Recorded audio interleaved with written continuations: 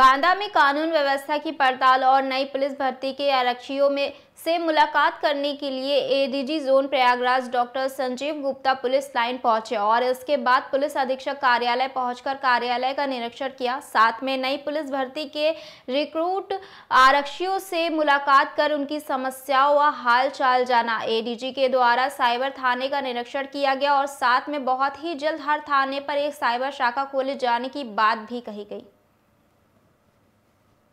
बांदा के भ्रमण पे आया हूँ। सबसे पहले मैंने जो पुलिस लाइन बांदा में जो रिक्रूट प्रशिक्षण केंद्र है उसका भ्रमण किया। उसमें जो हमारे लगभग 450 रिक्रूट आरक्षी जो भी नए भर्ती हुए हैं उनके साथ संवाद किया गया। उनके लिए जो सुविधाएं हैं, उनके आवास की, उनके खाने पीने की, उनका निरीक्षण किया गया।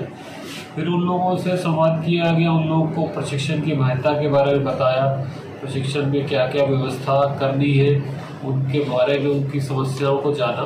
तो मुख्य रूप से यही उद्देश्य था कि प्रशिक्षण उनका सही तरीके से चले और कैसे वो एक आम नागरिक से प्रशिक्षित पुलिसकर्मी बने, उसकी व्यवस्था क्या है, उनकी क्या समस्याएं वो जानना और उनका हल कराना, ये एक पहला था। दूसरा, मैंने फिर यहाँ जनपद बांदा का जो साइबर क्राइम का थाना है उसका निरीक्षण किया। आप जानते हैं साइबर क्राइम समय रहते बहुत ज़्यादा उसमें बढ़ोतरी हो रही है। तो साइबर क्राइम अगर यदि किसी के साथ होता है तो उसके लिए क्या व्यवस्था है, साइबर क्राइम पर क्या किया गया है, उसके लिए मैंने जाना कि यहाँ क्या व्यवस्था है। उसमें सुधार के निर्देश दिए हैं। एक हम वृहद रूप से साइबर क्राइम का प्रशिक्षण शुरू करेंगे जिसमें कि सभी पुलिसकर्मी, हर थाने पर लगभग 4 से 5 पुलिसकर्मी और मुख्यालय पर भी उनको प्रशिक्षित किया जाएगा कि कोई भी यदि जनता का व्यक्ति किसी के साथ साइबर अपराध होता है तो उसकी कैसे मदद की जा सकती है। साइबर अपराध की कई सारी विवेचनाएं लंबित हैं, उन विवेचनाओं में कार्रवाई समय रहते हो, समयबद्ध रूप से उसमें कार्रवाई हो और साइबर अपराध एक प्राथमिकता है और उसके अनुसार हम लोग कार्रवाई कराएंगे। तीसरी प्राथमिकता जो सबसे महत्वपूर्ण है वो है जनता की शिकायतों का निस्तारण। तो आज यहाँ मैं कार्यालय में आया था, कुछ व्यक्तियों से मिला, कुछ की जन सुनवाई किया है हमने और यहाँ व्यवस्था देखा कि इनके यहाँ कार्यालय में जन शिकायतों का निस्तारण की कैसे किया जा रहा है, IGRS की व्यवस्था क्या है और उसमें कैसे सुधार कर सकते हैं। कई लोगों का फीडबैक असंतुष्ट है, मतलब वो लोग पुलिस के वर्किंग से संतुष्ट नहीं है। तो कई थानों की समस्या है, तो वो कप्तान साहब को बताया गया है कि उसमें कैसे सुधार किया जाए।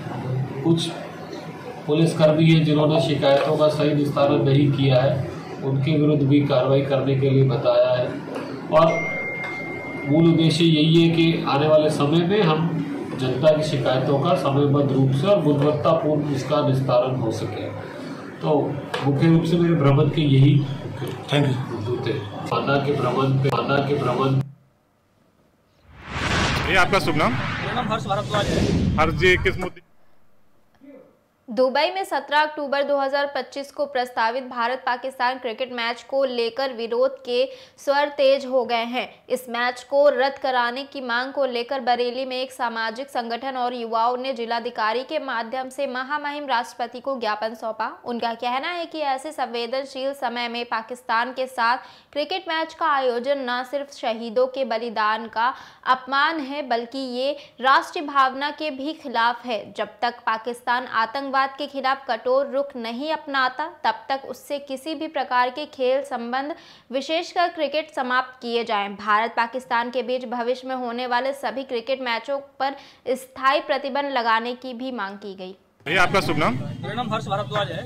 हर्ष जी, किस मुद्दे पे आप यहाँ ज्ञापन देने पहुँचे हैं? ये जो एशिया कप का मैच होने जा रहा है उसमें जो भारत पाकिस्तान का जो मैच निश्चित किया है उसके विरोध में हम सभी लोग जो बरेली के सब जो युवा नागरिक हैं जो अपने देश से प्रेम करते हैं वो सभी लोग इकट्ठा होकर DM साहब को महामहिम राष्ट्रपति जी के लिए ज्ञापन देने आए हैं कि ये जो मैच है ये नहीं होना चाहिए, क्योंकि विगत दिनों हम सब लोग देख रहे हैं कि किस प्रकार से आतंकवाद के माध्यम से पाकिस्तान हम पर लगातार हमले करते आया है और इतना बड़ा दंश जो पहलगाम अटैक के माध्यम से उसने हमें दिया है और उसके बाद जो भारत सरकार द्वारा चलाया गया ऑपरेशन सिंदूर है वह भी भारत सरकार कह रही है कि पूरा भी नहीं हुआ है।